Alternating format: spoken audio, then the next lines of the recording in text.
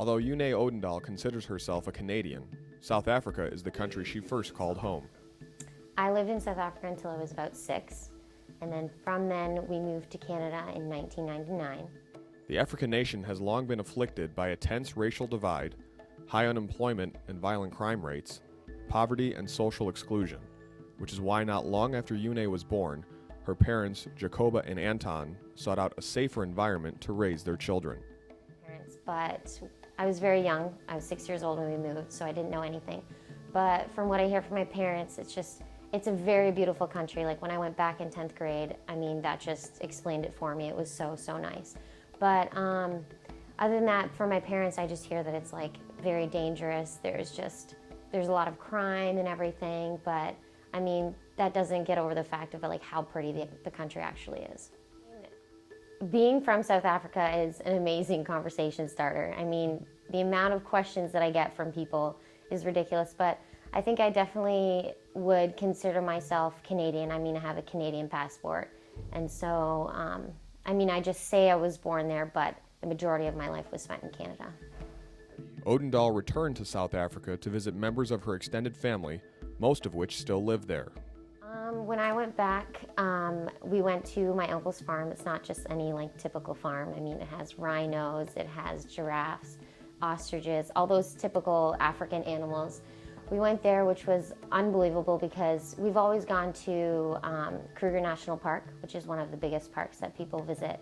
And it's got every single African animal, just like my uncle's farm. But I mean, when we went back, it was unreal. I mean, it was so much fun, and I got to see my family on top of that.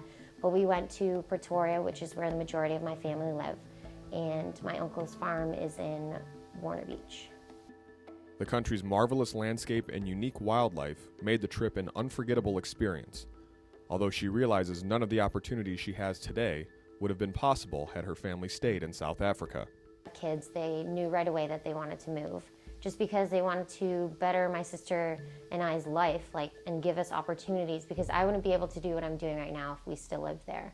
And I just think it's very important to have those opportunities and be able to become your own person and express everything that you want to, the way you want to. And I think my parents, when they had family or friends, family friends that moved to Canada, and they just told them that it was the perfect place to go, everything was good, it was safe and all that. So I think my parents just justified, okay, that's our time to go. As for Juane's peculiar name, the story behind it comes from one of her mother's routine trips home.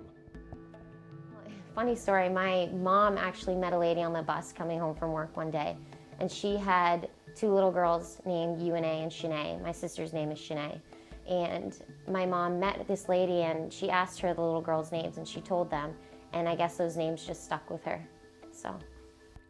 On the pitch, Juane is midway through her senior season with the Lakers, who are one of the nation's top clubs once again. Coming to Grand Valley was probably the best decision I've ever made. I mean, I've had so much success here, with soccer and everything else, but I feel like the whole transition coming here, my parents moved to Kentucky my freshman year, which was very, very hard because I don't know which one to call home now. Do I call Canada or Kentucky my home? But I mean, that whole transition was just a big thing for me, and I feel like it just made me who I am today, and it just bettered me as a person.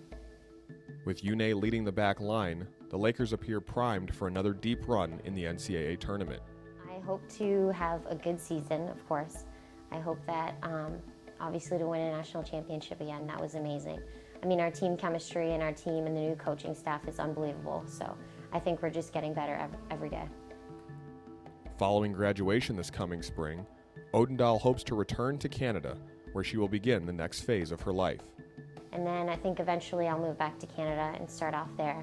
I'm a therapeutic rec major, so I think I'm going to definitely start something there and move back to Canada, hopefully try to work in a hospital or something like that when I'm done here. For the time being, though, Odendaal's only desire is to end her career on the highest of notes.